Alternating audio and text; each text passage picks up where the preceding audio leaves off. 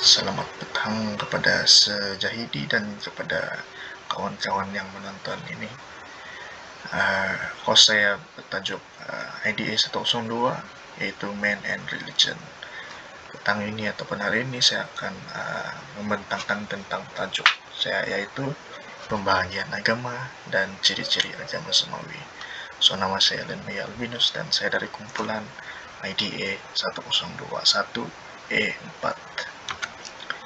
So, kita teruskan kepada pendahuluan ataupun pengenalan tentang agama.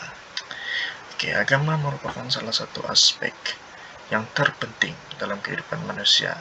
Ini bermaksud agama ini betul-betul penting untuk masyarakat ataupun dalam diri manusia. Oke, dengan memiliki agama ini, seseorang akan selalu berada pada jalan kebenaran dan kebaikan yang dapat menguntungkan diri sendiri atau orang di dalam hidup bermasyarakatnya.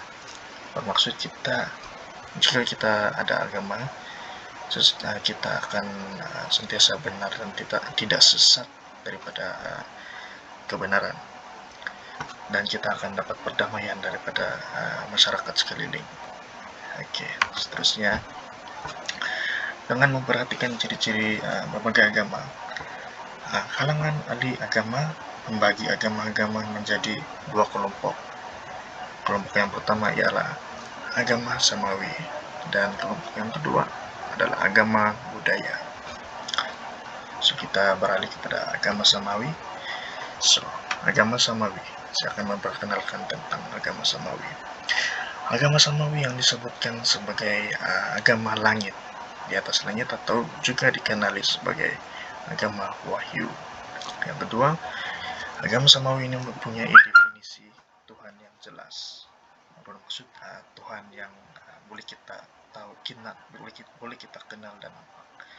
Dan ketiga, agama samawi mempunyai penyampai risalah bermaksud nabi ataupun penganut agama yang menyebarkan agama untuk seluruh dunia.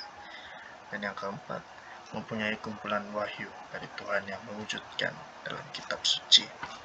Oke, next, kita ada contoh-contoh agama samawi, yaitu yang pertama agama Islam, yang kedua agama Yahudi, dan yang ketiga agama Kristen. So, ciri-ciri agama samawi, yang pertama, agama ini mempunyai kitab suci yang otentik. Ajarannya bertahan atau asli dari Tuhan.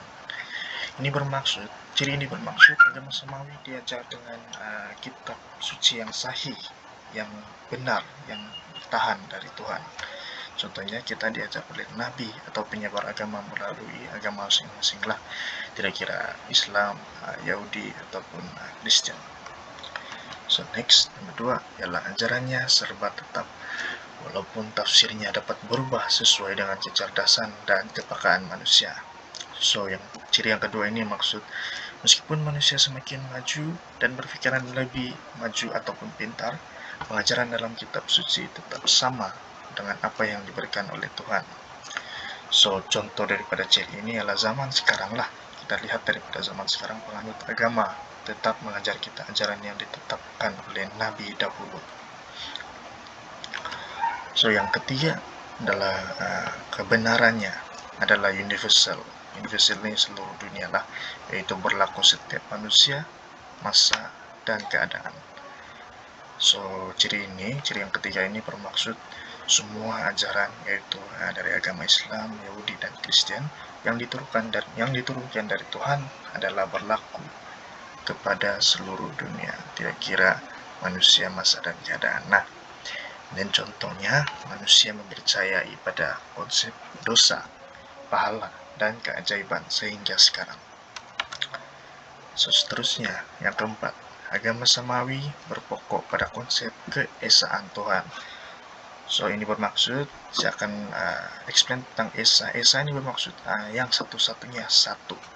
Maksud agama samawi mengajar bahwa Tuhan itu satu.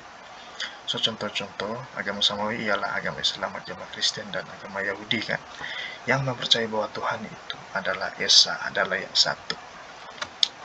Dan yang terakhir, kelima, bukan tumbuh dari masyarakat, tapi dia diturunkan untuk masyarakat. So, ciri yang terakhir ini bermaksud agama samawi ini dan segala pengajarannya bukan dicipta oleh manusia, tetapi ia diciptakan untuk manusia. So, contoh untuk ciri ini, manusia sehingga kini belajar melalui apa yang diciptakan oleh Tuhan dan tidak menciptakan Tuhan untuk manusia. So, kesimpulan yang saya dapat dari perbincangan yang saya telah buat di atas, agama Samawi merupakan agama yang sehingga masa kini yang masih berpegang teguh kepada ajarannya, tidak kira dari agama Islam, Kristen, maupun Yahudi. Hal ini disebabkan agama dapat mewujudkan suasana yang aman dalam kalangan penduduk dunia, penduduk manusia. So, manusia sangat memerlukanlah kepada agama ini bagi memenuhi fitrah semula jadi mereka, seterusnya untuk menampung serta menyempurnakan kelemahan yang terdapat pada akal sehat mereka, sehat manusia. So, ini rujukan yang saya dapat dari Google Research ya. So, itu saja dari saya. Terima kasih karena mendengar, dan thank you kepada Sejahidi juga. Thank you. Terima kasih.